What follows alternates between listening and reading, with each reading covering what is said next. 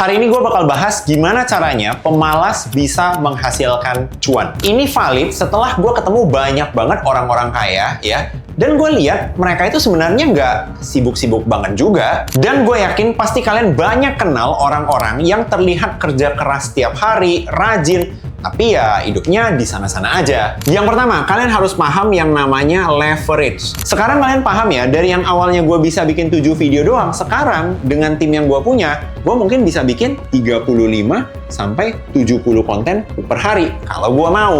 Makanya kalian jangan heran kalau konten ini adalah salah satu leverage yang banyak dimanfaatkan orang-orang malas di zaman sekarang, tapi malasnya itu pinter untuk meningkatkan kekayaan mereka di zaman sekarang. Kita masuk ke poin kedua, sumber cuan. Yang kedua, buat kalian yang pemalas, saran dari gua, carilah sumber-sumber cuan ya yang kalian kerjanya satu kali tapi dibayarnya berkali-kali. Nah, kita akan masuk ke poin ketiga. Hari ini gua bakal bahas gimana caranya pemalas bisa menghasilkan cuan. Yes, kalian nggak salah dengar ya. Jadi dulunya mungkin gue juga sama seperti kalian ya. Gue mengira kalau orang itu pemalas, ya dia bakal jadi miskin dan nggak akan bisa kaya.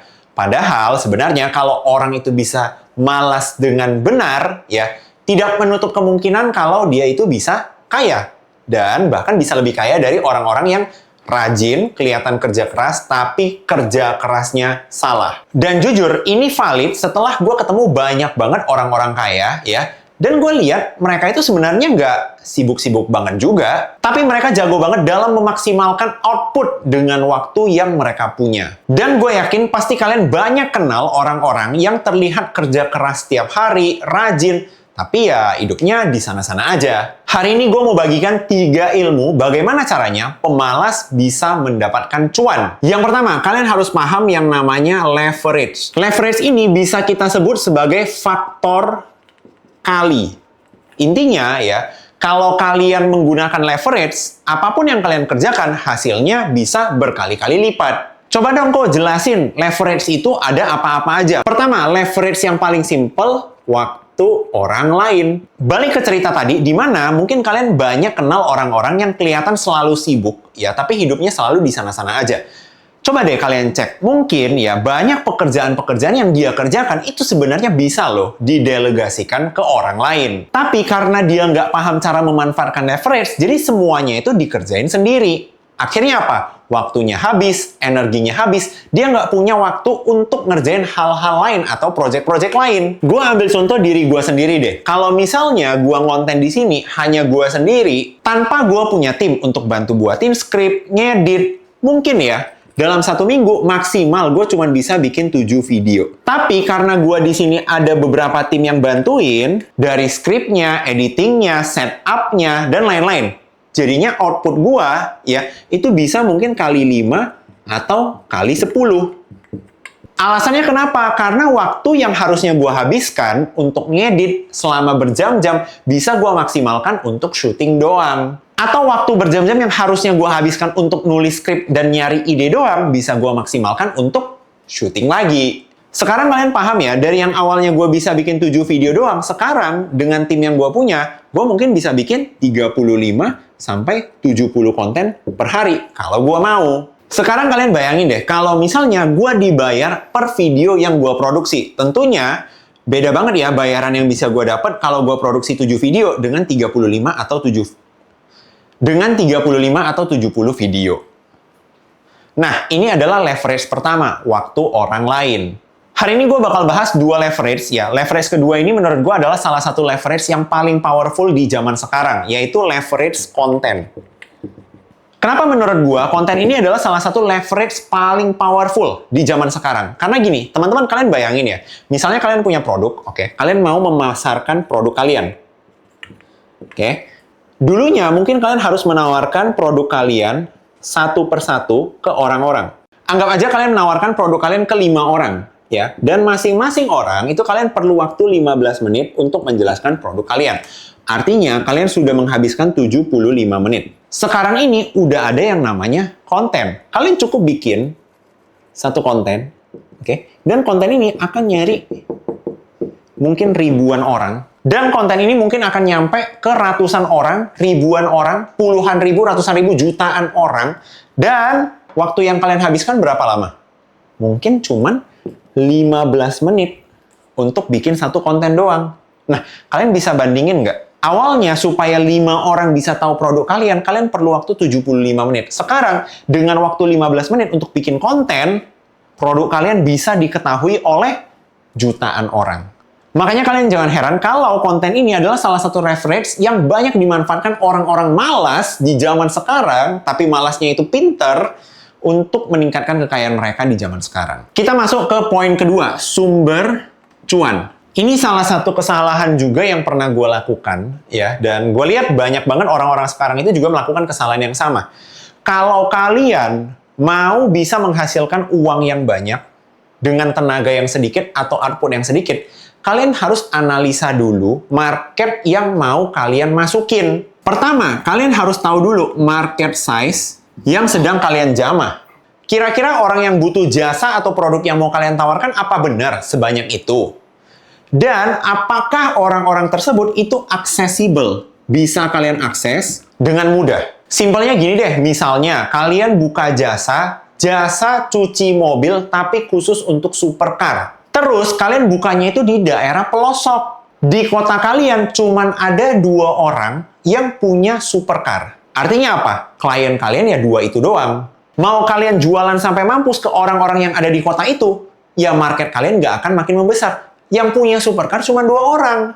Makanya menurut gua penting banget kalian itu menganalisa market. Apakah kalian sudah berada di lokasi atau waktu yang tepat untuk menawarkan produk kalian. Karena kalau kalian salah lokasi, atau salah tempat, atau salah cara, ya kalian bakal dapet capeknya doang. Yang kedua, buat kalian yang pemalas, saran dari gua, carilah sumber-sumber cuan ya yang kalian kerjanya 1 kali, tapi dibayarnya berkali-kali. Paham ya? Kerjanya sekali, dibayarnya berkali-kali. Emang ada yang kayak gitu? Banyak banget. Di zaman sekarang banyak banget pekerjaan yang seperti itu. Contohnya apa? Affiliate. Affiliate ini adalah pekerjaan yang kerjanya sekali, dibayarnya bisa berkali-kali. Contohnya, ada video gua yang udah gua posting dari tahun lalu, tapi sampai sekarang, ya, video tersebut masih mendatangkan penjualan affiliate untuk gua setiap minggunya. Artinya apa? Capeknya gua yang udah gua keluarkan di tahun-tahun lalu, sampai sekarang masih menghasilkan untuk gua. Paham ya? Kerjanya sekali, dibayarnya berkali-kali. Terus yang kedua ada apa lagi? Clipper. Oke.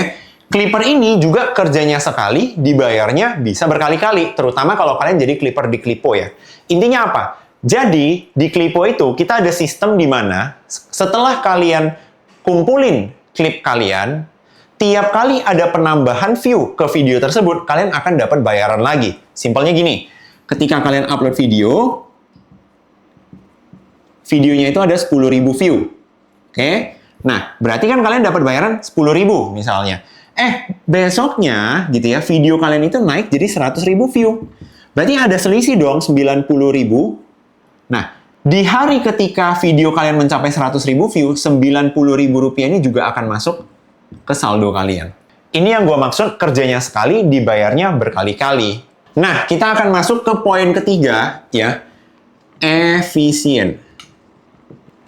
Ini adalah satu kata yang paling menjelaskan orang-orang pemalas yang produktif.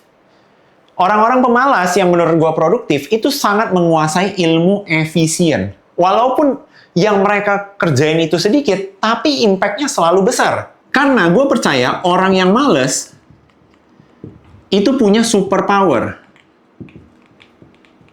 Apa superpower-nya orang-orang males? Bisa memikirkan cara paling gampang untuk ngerjain suatu hal.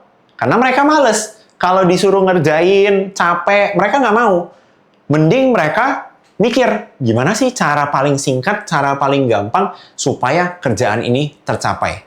Nah, tapi ada juga orang-orang males yang nggak punya superpower ini. Ujung-ujungnya jadi apa? Nggak dikerjain sama sekali.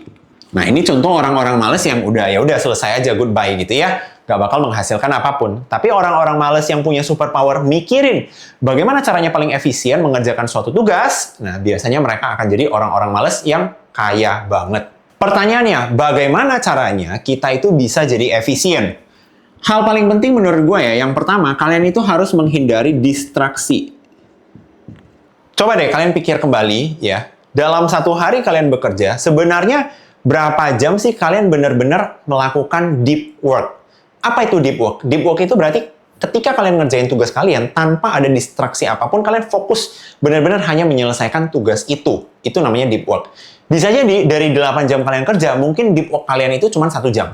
Sisanya ngapain? Sisanya pas kalian ngerjain, ngobrol dulu sama orang di sebelah. Pas lagi kalian kerjain, nunggu dulu order kopi. Pas lagi kalian kerjain tugas kalian, scrolling TikTok dulu. Ujung-ujungnya apa? Waktu yang kalian perlukan untuk ngerjain satu tugas, dari yang awalnya 1 jam bisa selesai, malah jadi 8 jam. Seharian kalian udah hilang. Makanya kalau gue pribadi, paling seneng itu mepetin banyak pekerjaan dalam time frame yang pendek. Supaya apa? Supaya gue bisa menjaga gue sendiri, tetap deep work tanpa ada distraksi. Contohnya, ketika gue bikin video ini, di hari ini kita syuting 4 video YouTube. Artinya apa? Artinya gue udah menjaga diri gue dari distraksi ya selama 3 jam hanya untuk memproduksi 4 konten YouTube. Bisa jadi kalau misalnya gue ngerjain ini dengan ada distraksi gitu ya, gue ngobrol dulu, gue scrolling TikTok dulu, gue ngerjain hal lain dulu, bisa jadi untuk produksi 4 konten ini, gue perlu 4 hari. Nah, karena 4 video ini udah gue produksi dalam waktu 3 jam hari ini, jadinya kan gue punya 3 hari di mana gue bebas melakukan apapun. Gue mau malas-malasan boleh, gue mau stay produktif boleh. Yang penting apa? Outputnya udah ada. Dan yang kedua, menurut gue, kalian juga harus menciptakan reward system. Oke. Nah, simpelnya apa? Misalnya, kalian sudah rencanakan, kalian bakal fokus deep work untuk 1 jam, tidak terganggu apapun. Mungkin handphone kalian itu kalian silence dulu atau DND mode dulu, ya kalian full fokus ngerjain tugas kalian. Tapi kalian tahu setelah 1 jam ini berlalu, kalian bakal beli kopi di toko favorit kalian, di coffee shop favorit kalian. Jadi, ya udah 1 jam itu kalian benar-benar akan fokus kerja, karena kalian tahu ada reward di akhir. Oke? Nah, ini juga hal yang sering gue terapin. Kira-kira itu aja yang mau gue share hari ini. Mungkin untuk merangkum ya materi gue hari ini, menurut gue cuan atau kaya itu sama sekali nggak ada hubungan dengan seseorang itu males apa enggak. Karena banyak banget orang-orang pemalas yang gue tahu outputnya itu jauh melebihi orang-orang rajin yang gue kenal. Tapi kerjanya itu nggak efisien. Kelihatan sibuk doang, tapi outputnya itu nggak ada. Banyak orang ya yang kelihatannya pemalas, gabut, nggak ada kerjaan, tapi cukup mengeluarkan strategi-strategi simple, ternyata impact-nya besar di hidup ataupun bisnisnya dia. Gitu ya. Jadi buat teman-teman di sini, jangan takut males, takutlah kalau misalnya kalian rajin tapi nggak menghasilkan apapun. Nah, buat kalian yang suka nontonin video gue ini, gue yakin ya, kalian mungkin mau ningkatin banyak output kalian, oke? Gue sempat bikin video di mana gue bahas 3 pekerjaan rumahan yang bisa kalian kerjakan untuk mendapatkan 100 juta. Buat kalian yang kepo dengan videonya, silahkan langsung klik di sini dan kalian bisa langsung lanjut nonton video tersebut. Terakhir, jangan lupa subscribe ke channel ini supaya gue makin semangat sharing ilmu-ilmu gratis seperti ini. See you on the next video.